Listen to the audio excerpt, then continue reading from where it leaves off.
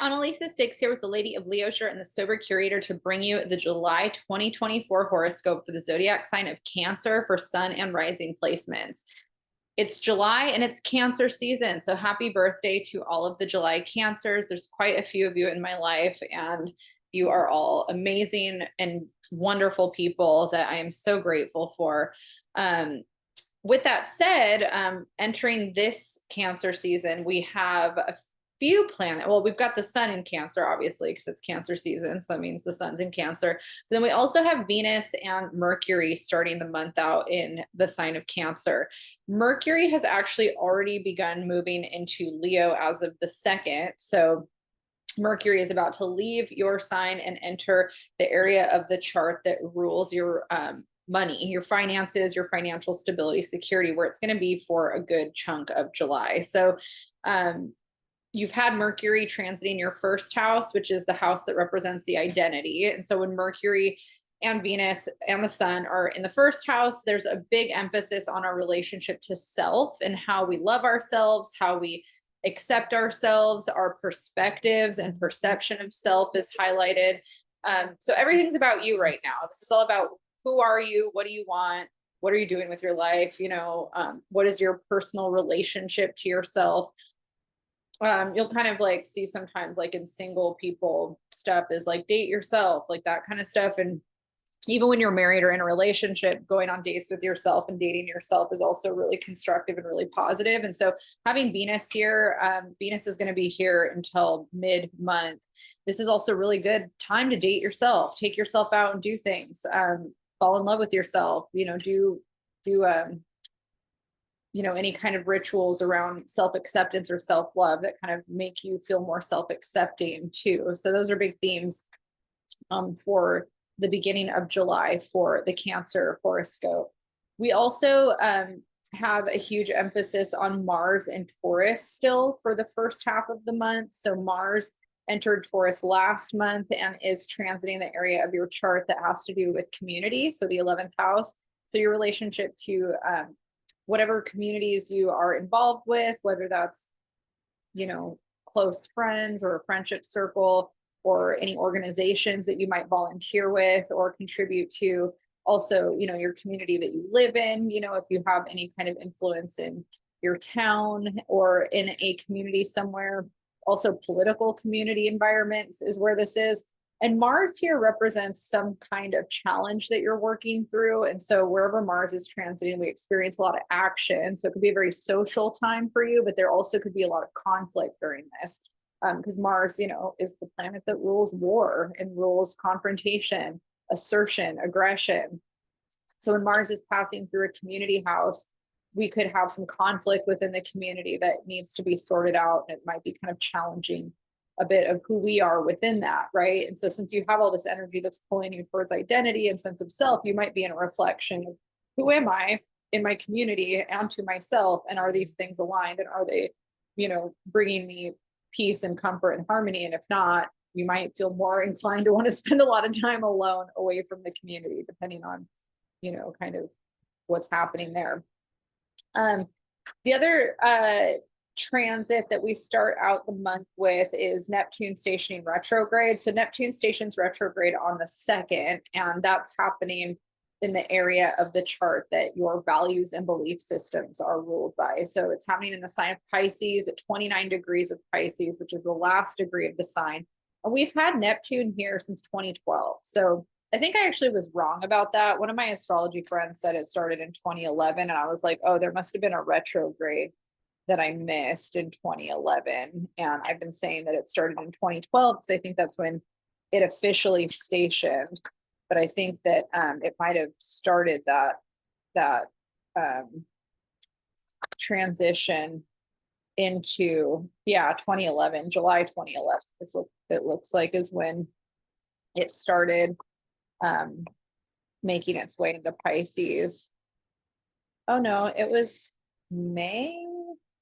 April of 2011. So yeah, I was a bit off with that one, but then it stationed retrograde and went back forward. So think back to 14 years ago, what you were doing, and this whole kind of time period that we're about to be in.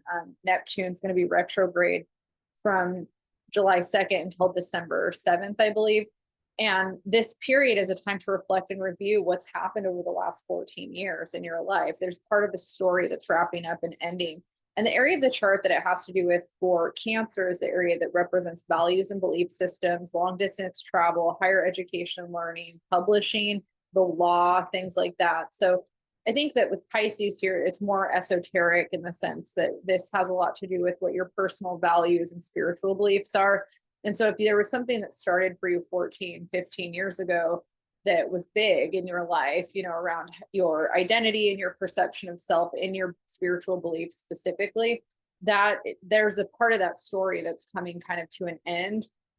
And then there's going to be a new kind of cycle starting next year when Neptune enters Aries. So that's a big shift happening right now, that we're kind of on the precipice of the reflect and review before that shift starts, if that makes sense. So let's kind of get back to Mercury entering Leo. So Mercury is going to enter Leo at the beginning of the month, and then that's moving into the area of the horoscope that has to do with your finances. And so Mercury in the second house, it's a really positive time for putting financial stuff in order. So if you're, you know, needing to be a little bit more organized and calculated about how you spend money, this is a positive time for that. Also about how you make money, positive time for that. This is also a time where, you know, it being in Leo, you might really want to indulge in things that, you know, it's your birthday season. You might want to lavish yourself. And Leos are very into adornment and self-expression through whatever, you know, items they see value in. And so that could be something where maybe you really want to buy something for yourself that aids in that self-expression. You know, my dad is a Leo and he loves to say that he's not a brand whore, but oh my God, that guy with his things, like he loves motorcycles and he's obsessed with motorcycles. He also loves mountain bikes. Like he goes through these phases where he'll hyper fixate on something that he really loves to do, and then he'll buy a bunch of it. And so, you know, I think a lot of people will see like, oh, I'm not a brand whore for certain things like Gucci or Versace, but that doesn't, just because you don't like those designer brands doesn't mean you're not doing it with something else. He's doing it with motorcycles and gear and mountain bikes and all that. So that's still self-expression. You know, if expressing yourself as this type of person with this type of gadget is your thing, still self-expression. So that's something that you might be kind of, you know, looking at, wanting to get something for yourself that aids in that identity expression a bit. Also, thoughts and feelings around self-worth come up for you while Mercury's here. Are you worthy of the things that you are pursuing? That could be a question that you have. Obviously, the answer to me is always yes, but you know, we ask ourselves maybe sometimes those things too. Another thing that we have coming up on July 5th is a new moon in Cancer in your sign. So this is going to be happening in the first house at 14 degrees. And this is a great time to set intentions around who you are to yourself and whether or not you are living a life that is fully authentic to your relationship to self. You know, having Venus in this area too, we think a lot about how we're presenting ourselves visually, like our makeup, haircuts, you know, grooming things, like if we're a man, you know, how we groom ourselves, how we're presenting ourselves, you know, is a big theme too. And like the relationship that we have with that.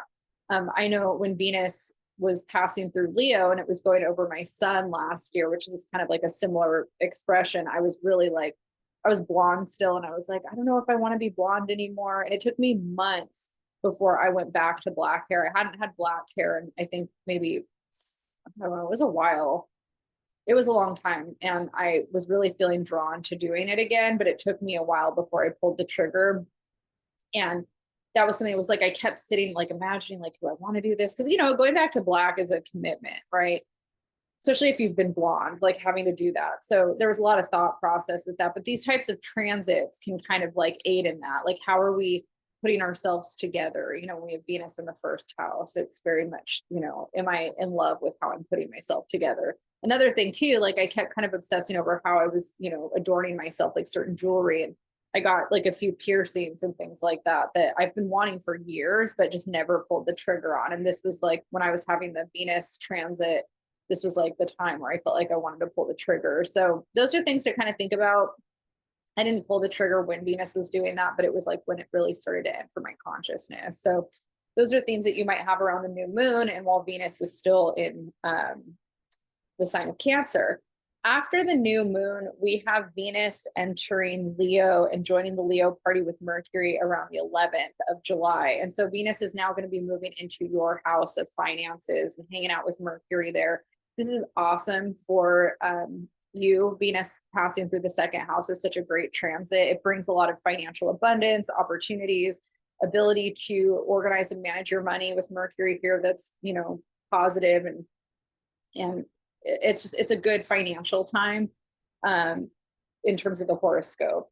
And Venus is going to be here until August. So you have Venus blessing your finance house for the rest of the month, which I'm honestly very envious of. It's a really awesome transit to be under.